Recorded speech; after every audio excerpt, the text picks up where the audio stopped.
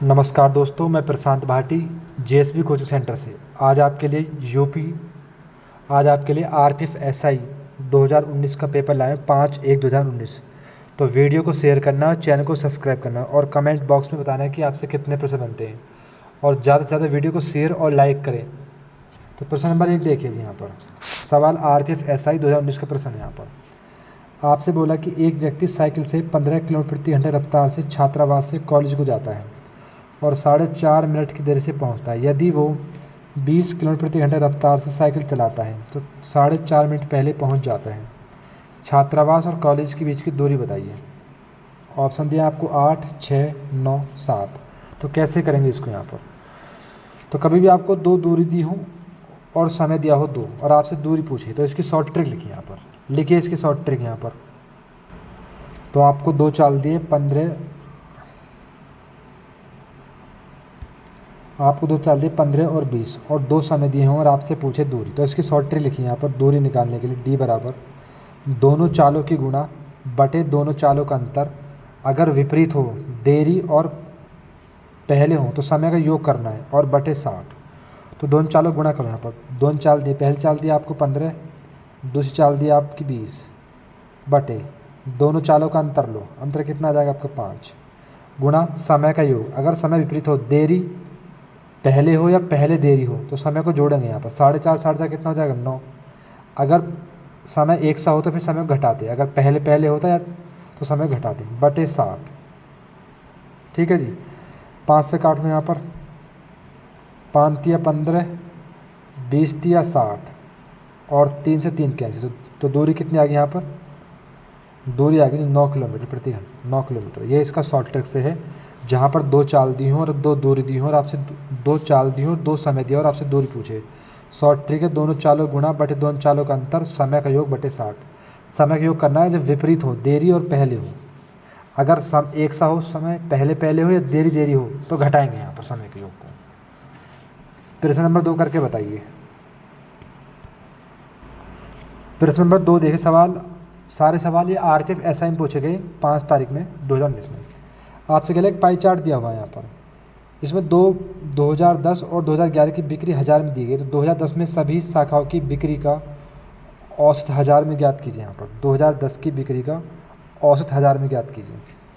तो नीला वाला तो दिया जाए आपका 2010 का और लाल वाला दिया आपका 2011 का। ये 2010 में दिया आपके 46,000 और C1 में, C2 में दी आपकी 78,000, C3 में दी आपकी 68,000 और C4 में 57,000 और C5 में दी आपकी 91,000 2010 में यहाँ पर।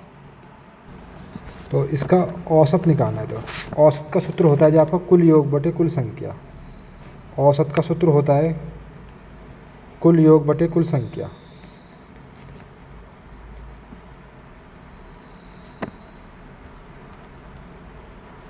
कुल योग बटे कुल संख्या। जैसे आपको मैं एक सवाल दे दूँ कि 1, 2, 3, 4 और 5 का औसत ज्ञात कीजिए। तो औसत का सूत्र होता है कुल योग बटे कुल संख्या। तो योग कर दो, 5 4 9, 9 और 3 12, 12 14 15 और संख्या कितनी हो जाएंगी यहाँ पर? संख्या हो जाएंगी आपकी 1 2 3 4 5। तो कितना आ गया आपके यहाँ पर? 3, यानी कि आपका बीच वाला आ गया यहाँ पर। भाई 2 इधर से छोड़ो, 2 इधर से, तो औसत कौन सा आ गया? बीच वाला। अब ऐसे इसको बताऊँगा डायरेक्ट शॉर्ट ट्रिक से। आपसे कह रहा है कि 2010 में सभी शाखाओं का औसत ज्ञात कीजिए यहाँ पर। तो 2010 आपका नीला वाला है। तो 1 2, ये सारे 1 2 3 4 5 है। तो 2 इधर से छोड़िए और 2 इधर से छोड़िए और बीच वाला लीजिए। तो ऑप्शन कौन सा हो जाएगा यहाँ पर? 68,000 इसका आंसर हो जाएगा औसत। ये डायरेक्ट शॉर्ट ट्रिक से है। प्रश्न नंबर 3 करके बताइए।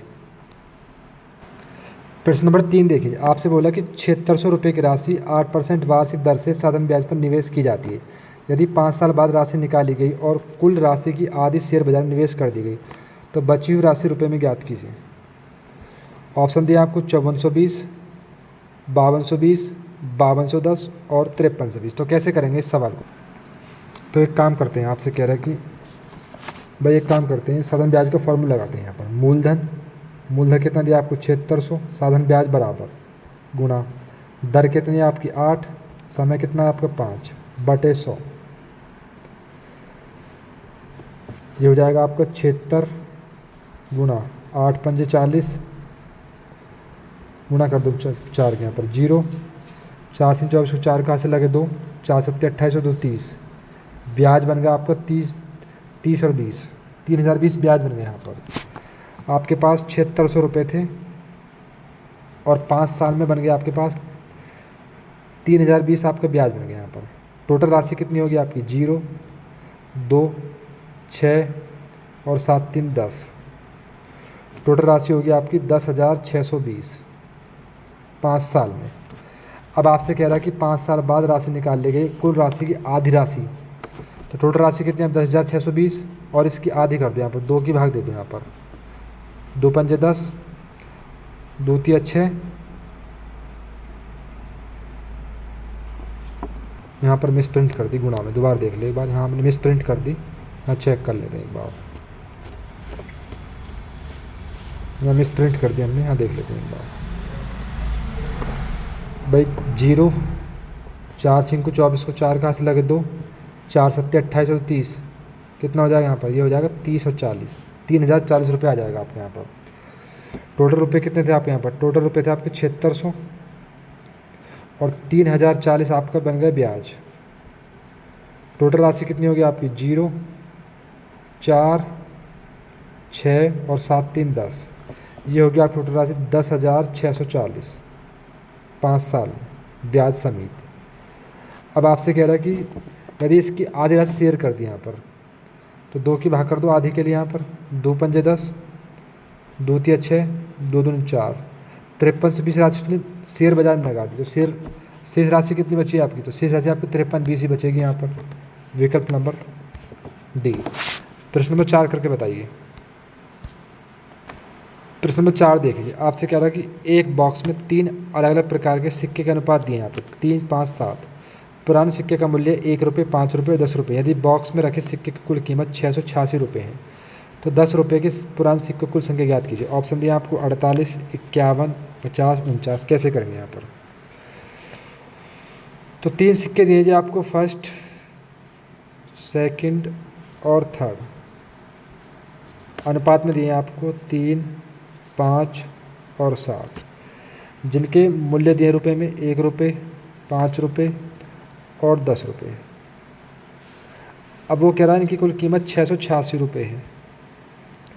हमारे साथ टोटल कीमत कितनी है यहाँ पर, 3 एकम 3, 5 पूरे 25, 10 सत्ते 70, 70 और 25 95, 95 3 98। काट लो यहाँ पर, 7 से काट लो, 7 एकम 7 कितने बचे 2, 7 चौक 28, 7 नीम 63, कितने बचे आपके 5, 7 8 56, 14 सत्ते 98, 7 आ गया। अब आपसे कह रहा है कि 10 रुपये के पुराने सिक्कों की संख्या ज्ञात कीजिए यहाँ पर। तो 10 रुपये सिक्के कितने कितने हैं आपके यहाँ पर 7, तो 7 गुणा 7 कितना हो जाएगा आपके यहाँ पर 49, विकल्प नंबर डी। प्रश्न नंबर नेक्स्ट करके बताइए। प्रश्न नंबर नेक्स्ट देखिए, आपसे कहते हैं जब कोई संख्या 119 से विभाजित होती है तो शेषफल 10 बचता है। जब उसी संख्या को 17 से विभाजित किया जाए तो शेषफल क्या होगा। ऑप्शन दिए आपके 7, 9, 8, 10। आपसे कहते हैं जब कोई संख्या को 119 से विभाजित किया जाता है, यहाँ पर कोई संख्या नहीं है उसको 119 से विभाजित किया जाता है यहाँ पर, तो 10 शेष बचता है यहाँ पर। तो संख्या कितनी हो जाएगी यहाँ पर, यदि मैं इसमें शेष जोड़ दूँ तो संख्या कितनी हो जाएगी यहाँ पर 129 हो जाएगी, नहीं हो जाएगी यहाँ पर भाई, संख्या 129 हो जाएगी नहीं हो जाएगी यहाँ पर। अब आपसे कह रहा है जब उस संख्या को 17 से विभाजित किया जाए, यहाँ पर 129 को आप 17 से भाग दीजिए यहाँ पर, 17 सत्ते 119, तो शेष कितने बचे आपके यहाँ पर 10 इसका आंसर आ जाएगा। प्रश्न नंबर नेक्स्ट करके बताइए। आपसे कह रहा है कि 324 का स्क्वायर गुणा 72 भाग 18/5 गुणा 10,021 मान क्या होगा। आपको दिए 40 54, 40 64, 40 74, 40 44। तो कैसे करेंगे यहाँ पर, तो एक काम करिए आप लिखिए 324 का स्क्वायर 2 बार लिख दो यहाँ पर, 324 गुणा 72 भाग 18 के 5 है तो 5 बार भाग कर दो यहाँ पर। 18 गुणा 18 गुणा 18 गुणा 18 और ये दिया आपको 1021। ठीक है जी। 18 का वर्ग कितना होता है 324, 324 से 324 कैंसिल। 18 में कितने होते हैं आपके 324, 324 से 324 कैंसिल। 18 चौक 72, 4 से कर लो यहाँ पर, 4 एकम 4, 4 दूनी 8, 0 और 4 एकम 4, 40 84 इसका आंसर आ जाएगा, विकल्प नंबर डी। प्रश्न नंबर नेक्स्ट करके बताइए। आपसे कह रहा है कि 375 फैक्टोरियल में शून्य की संख्या बताइए। ऑप्शन दिया आपको 93, 94, 92, 91। तो कभी भी आपको सवाल फैक्टोरियल में आ जाए तो कैसे करेंगे यहाँ पर। आपसे कह रहा है कि यहाँ पर 375 फैक्टोरियल में, इस बोलते हैं फैक्टोरियल में शून्य की संख्या बताइए। तो जितना दिया है 375, ऐसे सवालों में हमेशा कभी भी आपसे शून्य की संख्या पूछे तो हमेशा 5 से भाग दीजिए यहाँ पर, और जब तक भाग दो या तो 0 बैठे या उससे छोटा भाग, जिससे भाग दे रहे हैं यहाँ पर 5 से भाग दो। 5 सत्ते 35, कितने बचे आपके 2, 5 पूरे 25, फिर 5 से भाग दो, 5 से काटो 15 बार, फिर 5 से भाग दो, 5 से काटो 3 बार। जब तक भाग देंगे, जिससे भाग दे रहे हैं जब तक भाग देंगे 5 से, जब तक शेष जो है आपका या तो 5 से कम बैठे या 0 बैठे। यहाँ पर 5 से कम होते यहाँ पर छोड़ देंगे, और हमेशा ऊपर वाले को छोड़ देंगे। इनका योग करेंगे, 75 और 15 कितने, 90, 90 और 3 कितने होंगे आपके यहाँ पर 93। विकल्प नंबर पहला इसका आंसर आ जाएगा। प्रश्न नंबर नेक्स्ट करके बताइए 12 नंबर। प्रश्न नंबर 12 देखिए, आपसे बोला कि एक दुकानदार किसी वस्तु के क्रय मूल्य पर 46% की बढ़ोतरी करके उस पर मूल्य अंकित करने पश्चात उसके बिक्री के लिए अंकित मूल्य पर 46% की छूट देता है, तो उससे होने वाले कुल लाभ परसेंट या हानि ज्ञात करें। ऑप्शन दिया आपको 21.16 लाभ परसेंट, 20.0% हानि, 20.04% लाभ, 21.16% हानि। तो कैसे करेंगे इस सवाल में यहाँ पर। एक काम करते हैं, एक होता है जो आपका सीपी होता है क्रय मूल्य। तो क्रय मूल्य मैंने 100 मान लीजिए अपने पास से, क्रय मूल्य में 46% बढ़ोतरी करके उस पर अंकित मूल्य अंकित करता है यहाँ पर। तो 46% की वृद्धि कर दी, तो MRP कितना हो जाएगा यहाँ पर, तो MRP हो जाएगा 146। MRP होता है आपका अंकित मूल्य। यहाँ तक किसी कोई दिक्कत। और बिक्री के लिए अंकित मूल्य पर 40% की छूट दे दें, यानी कि सेलिंग प्राइस कितना हो जाएगा आपके यहाँ पर भाई 146 पे 40% की छूट दे रहे, तो कितना लिखोगे आप यहाँ पर, लिख लोगे 54/100। तो आप एक काम करो, 146 × 54 कर लो यहाँ पर। तो 146 गुणा 50 और 146 गुणा 4, 54 तोड़ दिया मैंने, यहाँ से आगे मिटा रहा हूँ मैं। कर लो यहाँ पर 0, 5 6 30, हाथ से लगे 3, 5 चौक 20 और 3 23, हाथ से लगे 2, 5 एकम 5 और 2 7, 4 6 24, 4 चौक 16 और 2 18, हाथ से लगा 1, 4 एकम 4 2 6, 4 8 6 और 3 9 और 1, ये हो जाएगा आपको 79 पॉइंट। और नीचे 2 जीरो थी यहाँ पर भाई, नीचे 2 जीरो थी यहाँ पर, तो 2 अंक बाद पॉइंट, तो कितना हो जाएगा यहाँ पर 79.84 ये आ जाएगा, 79.84 आ गया। यहाँ से आगे मैं मिटा रहा हूँ यहाँ पर।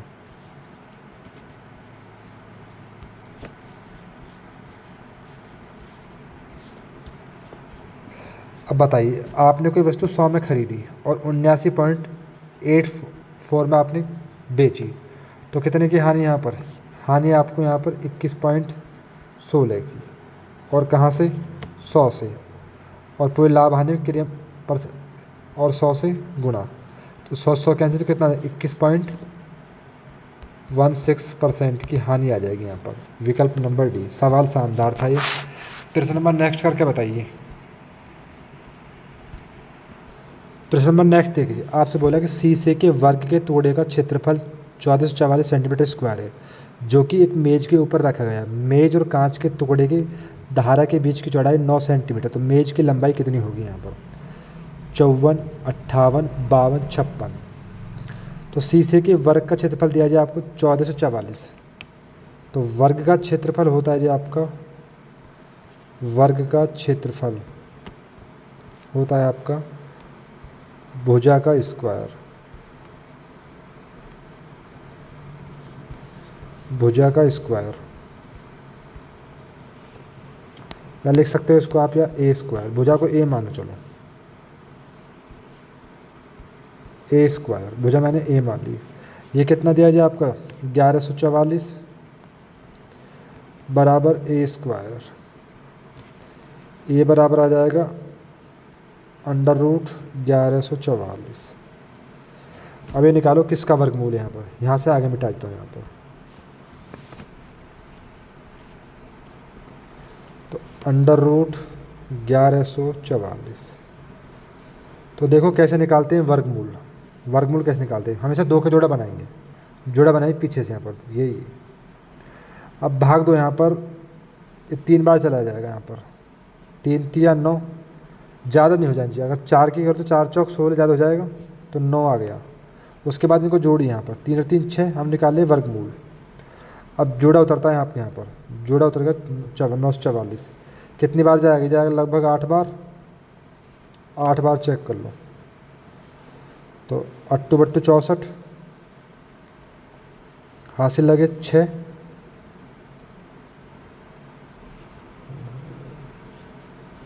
एक सेकंड 3 3 9 हो गया, तो 2 बचेगा ना यहाँ पर, पहले ये मिटा दो यहाँ पर। बस 3 3 9, 2 बचे, उतार लिए जोड़ा। अब कितनी बार जाएगा, 8 बार, 8 बट्टू 64, हासिल लगे कितने लगे आपके यहाँ पर 6, 1444 दिया हुआ है, ये दिया हुआ है 1444, 1144 लिख रहे हैं हम बार बार, ये दिया है आपको 1444, 1444 दिया है। तो कैसे निकालेंगे इसका वर्गमूल यहाँ पर, तो 2 का जोड़ा बनाइए यहाँ पर, 3 से काटिए यहाँ पर, 3 3 9, कितने बचे आपके 5, और उतरता है जोड़ा, इनको जोड़ लो यहाँ पर, 3 और 3 6। अब कितनी बार जाएगा, लगभग ये जाएगा 8 बार। वर्गमूल निकालने इसका यहाँ पर, 8 बट्टू 64, हासिल लगी 6, 8 6 48 और 6 54। तो ये किसका वर्गमूल आ गया, ये आ गया आपका 38 का, यानी ए की वैल्यू आ गई 38, भुजा होगी आपकी 38। अब यहाँ से आगे मिटा देता हूँ यहाँ पर। अब आपसे कह रहा है कि मेज और कांच के टुकड़े की धारक बीच की चौड़ाई 9 सेंटीमीटर है। जब एक तरफ से 9 सेंटीमीटर होगी तो दो तरफ से कितनी हो जाएगी, यहाँ पर दोनों तरफ से हो जाएगी आपकी 18। तो भुजा कितनी आ गई आपकी यहाँ पर, भुजा 38 और प्लस 18, तो टोटल लंबाई कितनी आ जाएगी यहाँ पर 8 8 16, 3 और 1 4 और 1 5, कितना आ जाएगा यहाँ पर 56, इसका आंसर आ जाएगा। प्रश्न नंबर नेक्स्ट करके बताइए। प्रश्न नंबर नेक्स्ट देखिए, आपसे बोला कि मार्टिन अपने वेतन का 13% दृष्टिहीन लोगों के लिए काम करने के संस्थान को दान करता है, अपने वेतन का 12% अनाथालय दान करता है, अपने वेतन का 14% सार रूप से विकलांग लोगों के लिए, और अपने वेतन का 16% चिकित्सा विभाग में।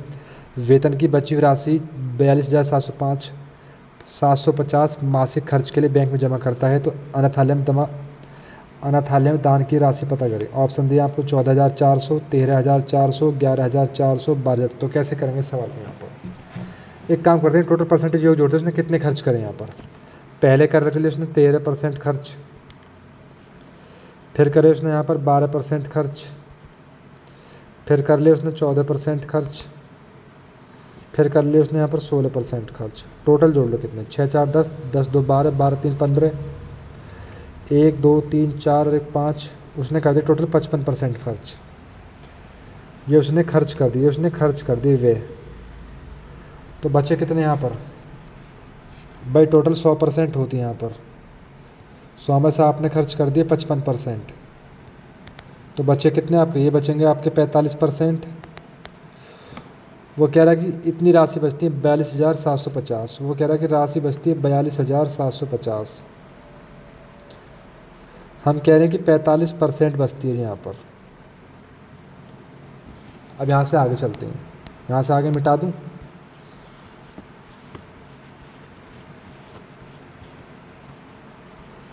और गुणा 100।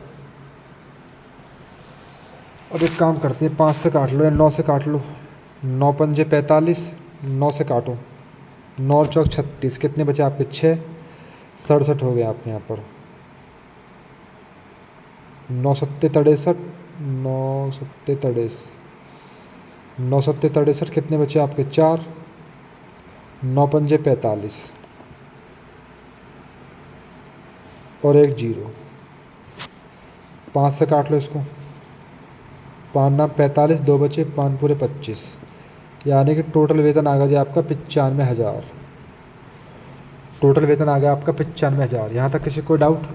यहाँ से आगे टोटल वेतन आ गया 95,000। अब यहाँ से आगे चलते हैं जी। अब आपसे कह रहा है कि अनाथालय में दान की गई राशि ज्ञात कीजिए। तो टोटल वेतन कितना आ गया आपका 95,000 और अपने वेतन का 12% अनाथालय में जमा करता है, इसका 12% निकाल दो। 12/100, 2 0 से 2 0 कैंसिल, 0, 12 पंजे 60, हासिल लगे 6, 12 निम्मा 108 और 6 114, तो 11,400 रुपये उसने अनाथालय में जमा करे। विकल्प नंबर सी। प्रश्न नंबर 11 करके बताइए। आपसे कह रहा है कि 84 लीटर मिश्रण में दूध और पानी का अनुपात 3:4 है। यह अनुपात बदलकर 3:5 हो जाता है, तो मिश्रण में कितने मिलाए जाने वाली पानी की मात्रा ज्ञात कीजिए। 11, 13 लीटर, 14 लीटर, 12 लीटर। दूध और पानी का अनुपात है यहाँ पर। दूध का अनुपात दिया आपको 3x और पानी का दिया आपको 4। टोटल दिया है 84 लीटर मिश्रण। हमारे हिसाब से 4 और 3 7, कितना आ गया आपके यहाँ पर 12। x लगा, अनुपात हटा दो, x लगा लो यहाँ पर, तो 12 3 36 और 12 चौक 48, 36 और 48 आ गई यहाँ पर। अब आपसे कह रहा है कि यह अनुपात 3:5 हो जाता है। मिश्रण में मिलाए जाने पानी की मात्रा ज्ञात की। दूध कितना है आपका 36, पानी कितना आपका 48। मुझे पता नहीं मैंने कितने मिला, तो मैंने पानी में x मान लिया। बराबर दिया अनुपात आपका 3/5। 3 से कितनी बार गया 12 बार, 12 पंजे 60। इसे इधर ले जाओ तो कितना बचेगा, तो x की वैल्यू बच जाएगी 12। प्रश्न नंबर नेक्स्ट करके बताइए। प्रश्न नंबर नेक्स्ट देखिए, आपसे बोला कि दो संख्या गुणनफल जिनका एलसीएम 9017 और एचसीएफ 1 है, तो उन संख्या गुणनफल बताइए। तो 9015, 9011, 9017 और 9013। तो एक काम करते हैं, मैंने दो संख्या मान ली यहाँ पर, और जो सवाल दिया इससे मान ली। मैं माना दो संख्या, पहली संख्या मान 9017 और दूसरी संख्या मान ली मैंने 1। ये दो संख्या मान ली। तो इनका एलसीएम, तो एलसीएम निकालो। तो इनका एलसीएम कितना आएगा यहाँ पर, तो इनका एलसीएम आ जाएगा जी आपका, जब आप एलसीएम निकालो तो ये आएगा आपका 9017। अब निकालोगे इनका एचसीएफ, तो एचसीएफ होता है वह बड़ी से बड़ी संख्या जो इन दोनों काट दे। तो 9017 और 1 को कौन सी काटेगी यहाँ पर, तो इनको 1 ही काटेगी यहाँ पर। अब आपसे कहते हैं उन संख्या गुणनफल क्या होगा यहाँ पर, तो संख्या गुणनफल का कितना हो जाएगा यहाँ पर, 9017 गुणा 1 का गुणा कितना बैठ जाएगा आपका, ये बैठ जाएगा जी आपका 9017 बैठ जाएगा गुणा। विकल्प नंबर सी। प्रश्न नंबर नेक्स्ट करके बताइए। आपसे कह रहे यदि एक वृत्त की त्रिज्या 19 गुना कर दी जाती है तो इसकी परिधि पिछली परिधि की कितना गुना हो जाएगी। ऑप्शन दिया आपकी 20, 19, 21 और 18। तो वृत्त की परिधि का सूत्र, वृत्त की परिधि का सूत्र होता है जी आपके यहाँ पर 2πr। यदि वृत्त की त्रिज्या 19 गुना कर जाए, तो पहले मैंने माना r की वैल्यू 1 थी, तो 2 पाई का मान 22/7 और r कितना हो जाएगा यहाँ पर 1। अब कह रहा है इसकी त्रिज्या 19 गुना कर दी जाए, दोबारा परिधि वही है 2πr, 2 पाई का मान कितना हो जाएगा 22/7 और 19 गुना कर दी जाए तो इसकी परिधि पिछली परिधि कितना हो जाएगी, ये इसका कितना गुना है यहाँ पर, ये इसका 19 गुना है। तो विकल्प नंबर ये हो जाएगा यहाँ पर। प्रश्न नंबर नेक्स्ट करके बताइए। आपसे बोला है कि 5 शाखा दी गई जिसमें 2010 और 2011 की बिक्री 1000 में दी गई। तो C2 की दोनों वर्ष की शाखा और C4 दोनों वर्षों में कुल बिक्री का अनुपात ज्ञात कीजिए। ये C1 दिया है, ये C2, ये C3, ये C4, ये C5। ऑप्शन दी 163:140, 161:138, 164:141, 162:141। तो आपसे बोला C2, तो ये C1 है, ये C2 है। तो C2 में पहली साल कितनी हुई आपकी, यहाँ पर पहली साल हुई आपकी 78 और दूसरी साल कितनी यहाँ पर 2011 में हुई आपकी 86। टोटल कर लें यहाँ पर 8 से 14 हासिल लगा 1, 8 7 15 16। ये तो हो गया आपका C2 का अनुपात। अब आपसे कह रहे हैं C4, C1, C2, C3। C4 में 2010 में कितनी हुई आपकी 57 और 2011 में कितनी हुई आपकी 84। टोटल जोड़ लो 7 4 11, 8 5 13 और 1 14। ये हो जाएगी आपकी C4। 164:141 इसका आंसर आ जाएगा, विकल्प नंबर C। प्रश्न नंबर नेक्स्ट करके बताइए। प्रश्न नंबर नेक्स्ट देखिए। आपसे बोला किसी वस्तु को 440 रुपये में बेचने पर उसी वस्तु को 1000 रुपये में बेचने पर प्राप्त लाभ के 60% की हानि होती है, तो उस वस्तु का क्रय मूल्य कितना है। ऑप्शन दिया आपको 650, 680, 660 और 670। इस सवाल का आंसर आपको कमेंट बॉक्स में देना है और आपको बताना है कि आपसे 15% से कितने बने। ये सारे सवाल RPF SI के कराए गए थे आपको, RPF SI के कराए गए थे आपको 2019 के। तो आपको कमेंट बॉक्स में बताना है कि प्रश्न कैसे लगे और वीडियो को शेयर करें और चैनल को सब्सक्राइब करें।